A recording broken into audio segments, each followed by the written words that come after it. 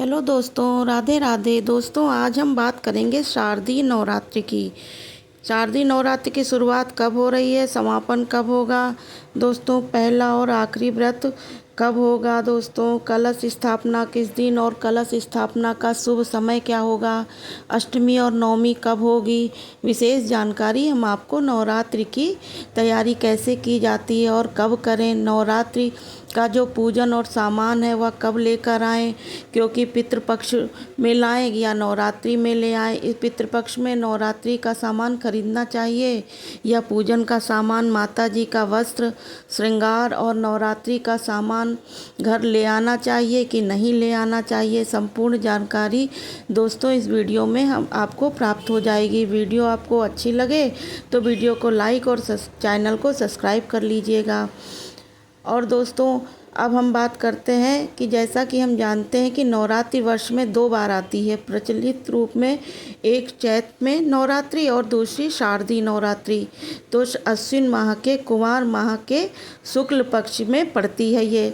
तो जो आज हम जानते हैं कि शारदीय नवरात्रि से का संबंधित संपूर्ण जानकारी दोस्तों। नवरात्रि का प्रारंभ होगा दोस्तों, शुभारंभ होने जा रहा है सोमवार यानी 22 सितंबर 2025 को।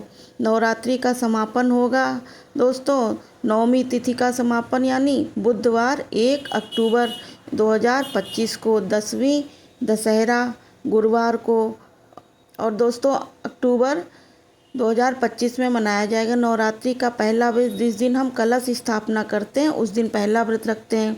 जो लोग पहला या आखिरी व्रत रखते हैं वो ध्यान से सुनिए। नवरात्रि का पहला व्रत सोमवार यानी 22 सितंबर को 2025 को होगा और नवरात्रि का आखिरी व्रत जो होगा वो अर्थात यानी अष्टमी का व्रत जो होगा वो मंगलवार 30 सितंबर को, नवमी बुधवार 1 अक्टूबर को और 10वीं जो है गुरुवार 2 अक्टूबर यानी दशहरा गुरुवार को है दोस्तों। अब हम बात करते हैं कलश स्थापना की। नवरात्रि में कलश स्थापना कब होगी और इसका शुभ समय क्या होगा। नवरात्रि में कलश स्थापना सोमवार यानी 22 सितंबर को होगी दोस्तों। पूरे दिन की परिवार तिथि है, पूरे दिन मतलब आप आराम से इसकी स्थापना कर सकते हैं, कोई संकोच करने की बात नहीं है। सुबह से लेके शाम मतलब 2 बजे तक या 2:30 बजे तक आराम से आप कलश स्थापना कर लीजिए। पूरा दिन ये मतलब तिथि है, इस दिन का कोई कम ज़्यादा नहीं है। विशेष मुहूर्त आप जानना चाहते हैं तो अपने हाथों से जो स्थापना करते हैं उसको विशेष रूप से मुहूर्त में ही करनी है, या मतलब किसी पंडित वगैरह से करवाते हैं तो आप 2:30 से 3 बजे तक आराम से स्थापना कर लीजिए। इसमें कोई संदेह नहीं, माता रानी का व्रत श्रद्धा भक्ति के साथ अब जैसा हो जिस समय भी हो आप कलश स्थापना कर लीजिए। माता का पूजन अर्चन वंदन कीजिए। जो लोग विशेष मुहूर्त ढूंढ रहे हैं, विशेष मुहूर्त में अपने आप हाथों से स्थापना करना है वो ध्यान से सुनिए। कलश स्थापना का जो ब्रह्म मुहूर्त होगा स्थिर लगन सिंह लग्न का, वह प्रातः में ब्रह्म मुहूर्त में 3:55 से लेकर 5:55 तक का समय यह कलश स्थापना का ब्रह्म मुहूर्त में होगा। स्थिर लग्न में सिंह लग्न में दूसरा मुहूर्त है दोस्तों 6:09 से 8:06 तक, और तीसरा मुहूर्त है दोस्तों 8:14 से लेकर सुबह के 10:35 तक। अभिजीत मुहूर्त है दोस्तों दोपहर में 11:49 से लेकर 12:38 तक। ये है अभिजीत मुहूर्त होगा। तो दोस्तों आप अपने हाथों से इस मुहूर्त में जब आप स्थापना करना चाहें जैसे आपके लिए सुविधा करो आप कर लीजिए। इसमें कोई संदेह या संशय नहीं है। माता रानी का दिन है, माता रानी का व्रत है, माता जी की स्थापना है। भक्ति भाव से जैसा आपसे कर मिले आप ऐसा करिए। ना कोई भद्रा है, ना कोई तिथि की हान है और ना ही कोई खराब नक्षत्र है, कोई भी दोष नहीं है। पूरा दिन साफ है दोस्तों।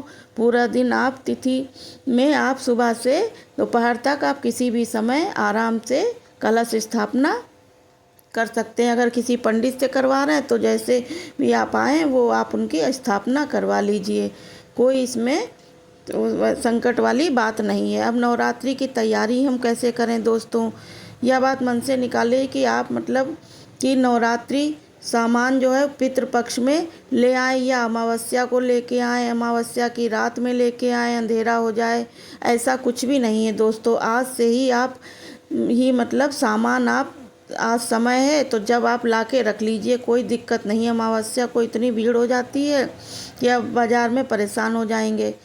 आपके पास जब समय हो तब आप उसकी खरीदारी करके रख लीजिए।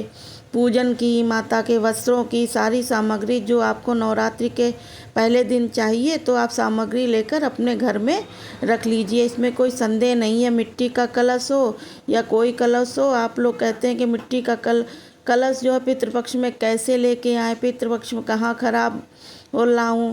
आप परेशान मत हुए, जितना भी भ्रम बैठा हुआ है इसे निकाल दीजिए, शुद्ध सात्विक हो जाइए, माँ में ही रम जाइए। अभी पितरों का हम पूजन कर रहे हैं, अमावस्या को हम पितरों की विदाई कर देंगे, तब मन के साथ में, श्रद्धा भक्ति के साथ में, विश्वास के साथ में पितृ पूजन करके, पितरों को प्रसन्न करके उनको विदाई करेंगे। फिर हम सब प्रवेश करेंगे नवरात्रि में, माँ की आराधना, वंदना, साधना करेंगे, जप करेंगे, अनुष्ठान करेंगे, माता को रिझाएंगे। यही 9 दिन मिलता है जब हम 9 महीने में अपना बैलेंस जो है पूरा कर लेते हैं। ऋषियों ने हमारी अच्छी पद्धति बनाई है, पहले हम पितरों का पूजन कर लें, फिर हम नवरात्रि में माता जी का पूजन कर लें, तब अपने कार्यों में फिर व्यस्त हो जाते हैं और 6 महीने बाद फिर नवरात्रि में प्रवेश करते हैं।